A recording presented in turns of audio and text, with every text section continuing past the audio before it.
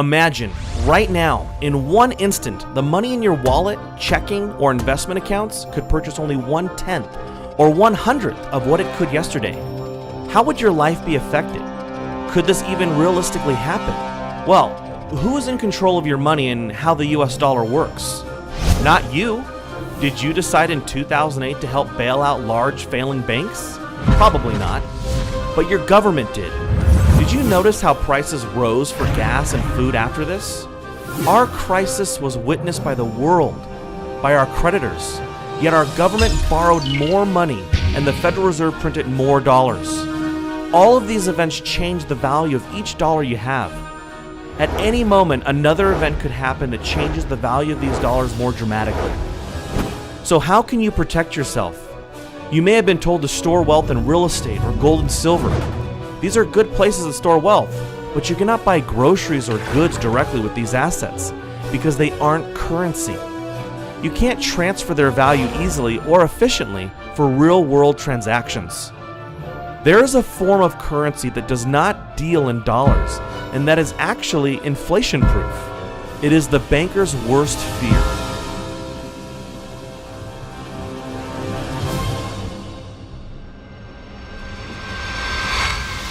Why is gasoline so expensive? Telling us which food brands are ready for the uptick in costs. The United States has just lost its top-notch AAA credit rating.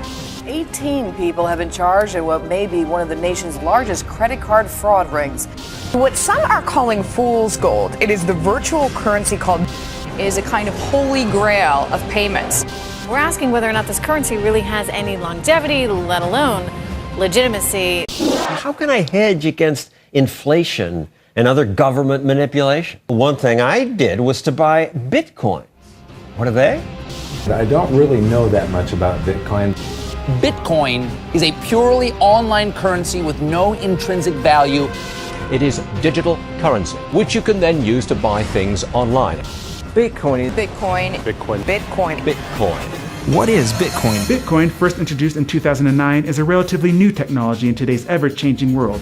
Bitcoin is a digital currency, an innovative tool that is revolutionizing people's daily lives, as did smartphones, eBay, YouTube, and even the internet itself. I can communicate with people live anywhere in the world by typing on the keyboard. You've got mail. The Bitcoin network facilitates the instantaneous transfer of value across any distance over any borders, to any place on Earth.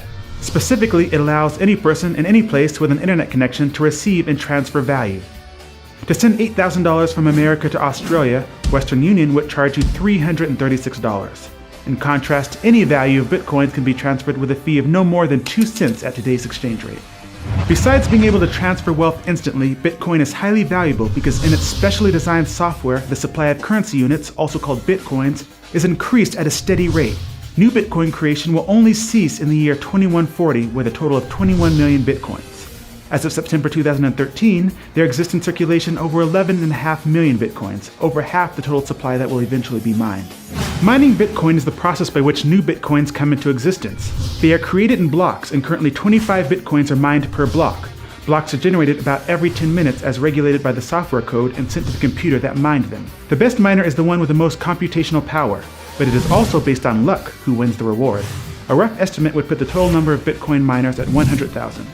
This mining process is more specifically known as hashing. All right, Emmanuel, let's start off with your website. Cloudhashing.com. When did you get the idea to create a hosted mining cloud hashing service? When my wife decided to throw all my computers from the attic. So I started off mining Bitcoin using computers. So I had a few computers sitting around and running permanently, so the guests could not come around and spend time just because the room was super hot. They'll get a heat stroke. And at the same time, it was just costing a lot of money for electricity. So I invested in ASICs. Then upon my investment in ASICs, I had friends who were interested.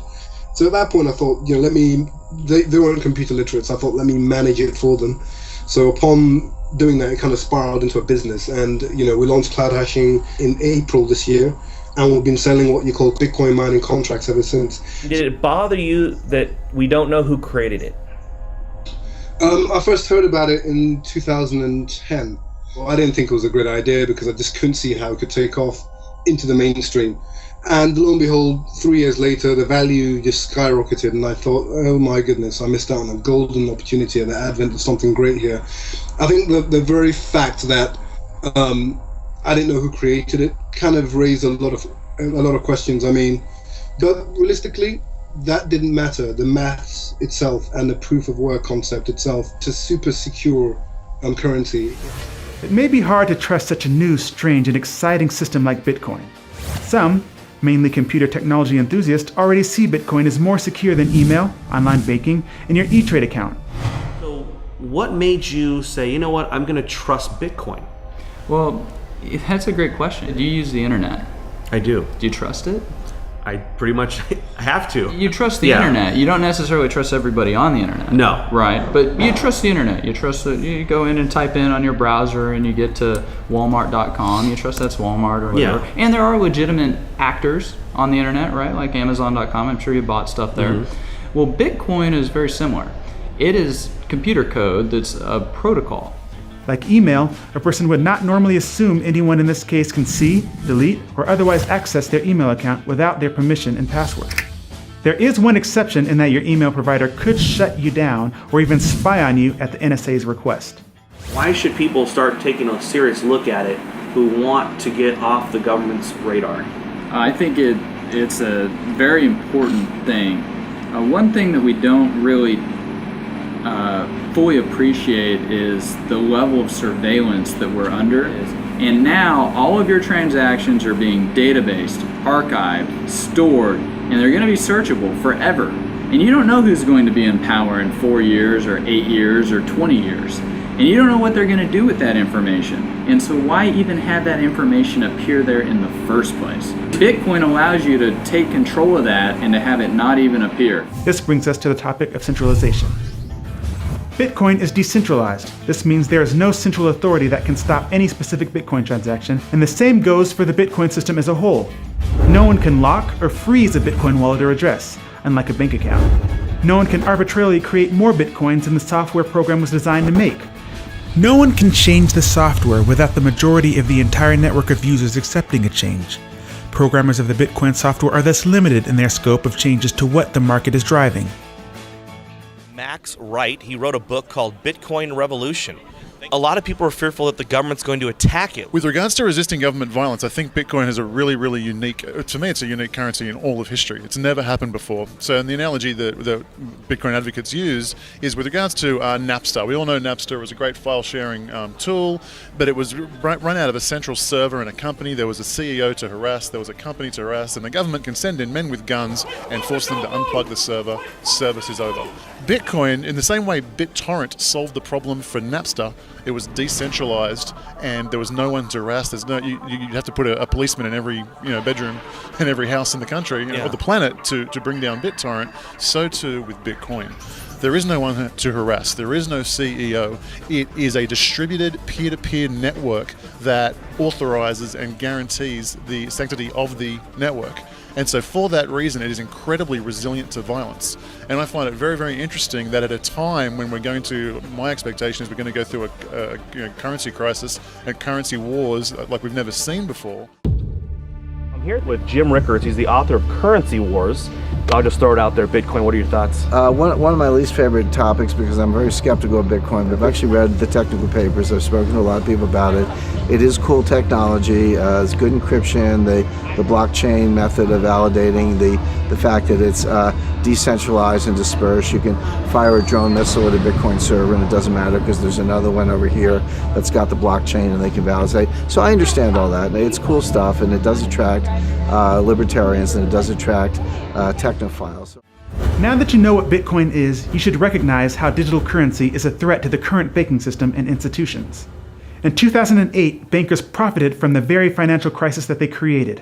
Imagine you had the opportunity to not participate in a government monopolized currency system. Bitcoin can be your way out of the corruption. The banks will hate it, but they can't stop it. Bitcoin can solve a multitude of problems. Firstly, inflation. Our current money supply continually grows because it is based on debt and continual government overspending. The US money supply has actually multiplied over 10,000 times in the past 200 years. This explains why purchasing power has significantly lowered. why Coke in 1959 cost a nickel and is now about 20 times that. The supply of bitcoins has only increased at a specific rate that won't change. This means that it is inflation-proof. Bitcoin also prevents theft. If you hold cash, not only would you worry about someone stealing your wallet, but the government has been known to confiscate cash at airports and during police stops. Had an encounter with the TSA, the Transportation Safety Administration, in which they not only wanted to know who he was, who did he work for, how did he get the money that he had on him, and what did he plan on doing with that money? $4,700? Yes, sir.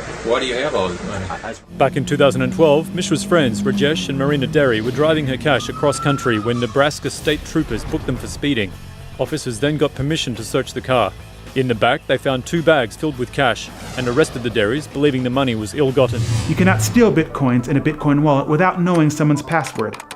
You can copy and store your wallet in an unlimited number of locations and access it from anywhere with internet access, just like email. With Bitcoin, it is much easier to move your money, as we noted earlier. It's also easier to keep your transaction private should you want to remain anonymous from your peers or even the government. Your name is not connected to your Bitcoin address unless you choose to through a third-party service that uses Bitcoin. The government would need to know and control the entire internet to track or stop Bitcoin payments. Lastly, a great benefit for Bitcoin is the ease of starting your own business. You can set up a Bitcoin address to receive money for products or services within seconds, versus trying to comply with all your country's regulations, creating a bank account, etc. You also don't have to worry about fraudulent payments because Bitcoin transactions are irreversible. Your business would not have to pay large fees to credit card companies either. A customer can simply use a cell phone app to send payments to you if your business has a storefront, like a bar or a restaurant. Bitcoin is already accepted on many online websites for products and services including freelance work, donations to organizations, pizza shops, auctions, electronics, web hosting, domain registration, file storage, gambling, music, clothing, graphic design, and even some massive retail outlets like bitcoinstore.com. Alright, I'm going to go to the Bitcoin store, I'm going to purchase a laptop, and I want to show you guys just how easy this is to do. You can have a lot of items on here, but we're going to pick laptops because that's what we need. But you can see you have a lot of different things you can buy, digital camera, desktop PC, webcams, all kinds of stuff you can also search for. But we're looking for a new laptop. And you can see this is just like going to any other store that would accept US dollars. We've got this notebook here, we can add to cart. Here's the cart, proceed to checkout. So just like if you went to Best Buy. You can register or you can just check out as a guest. I'm going to check out as a guest today. We simply input our information. Our next step is our shipping method. The payment method is going to be Bitcoin. Place order. Okay, so we would just scan this with our phone, or we could use view address to pay it. And once you do that, you input that into your Bitcoin wallet, and the transaction is complete. Today is September 22nd, so I guess we'll see how fast they ship it out. Wow, so it's only been 2 days. Free shipping. We ordered it on the 22nd of September, and we received it on the 24th. You've got all your accessories, brand new. Yeah, same price as Amazon. I didn't pay anything extra for it. It's perfect. That was easy. Let's see what else I can do with Bitcoin. All right, so I'm on bitmit.net and I'm going to sell my old TV. A lot of my friends and stuff were giving me crap, so I ended up getting this new TV. I've had this TV for, 10 years now. It's a 62-inch. Sweetheart, some Africans from Ghana want to buy our TV with Bitcoin. Over 1,000 people attended the Bitcoin conference in San Jose, May 2013. The Bitcoin Forum has over 100,000 members discussing Bitcoin. Payment processor BitPay currently has thousands of merchants using their services to accept Bitcoin payments on their websites. As of September 2013, the value of Bitcoins created has reached $1.5 billion as determined by the free market. Bitcoin seems to be growing at a rapid rate, maybe even outpacing the government's ability to regulate it. When the Financial Crimes Enforcement Network of the Department of the U.S. Treasury announced that virtual currencies are subject to the same rules as other currencies, the price didn't crash. In fact, it went up from there, as if attempts to regulate Bitcoin don't matter. This idea that somehow, you're escaping government scrutiny or you're outside the government matrix or whatever. It's just not true. Mt. Gox was attacked by the government. Of course, the Silk Road, now arrests have been made. So the government's watching everything you do. So. There were a lot of exchange popping up, and they started getting hammered. And I mean, with all the laws and banks closing their accounts and stuff like that. And that made it difficult, but then in comes local Bitcoins. They let individuals advertise whether they want to buy or sell, and those individuals hook up with each other. And that's making it a lot easier. Buying Bitcoin is getting easier. Selling it, I guess, is getting easier too. There's no reason in the world that a privately issued currency couldn't be issued and serve maybe even better, because it's totally beyond the temptation of politicians to start meddling with the rules. It's beyond the reach of political temptation. Now, picture a world where you are in control of your money, where you're free to spend any amount, small or large, anywhere in the world, and your identity is safe. Your money cannot be diluted by government creating it out of nothing and then giving it away to banks, special interests, towards wars, or in foreign aid. You can help stop selfish banking interests. You can shape your destiny. And we don't even have to end the current system. We just merely need to bypass it. Thank you for watching our video.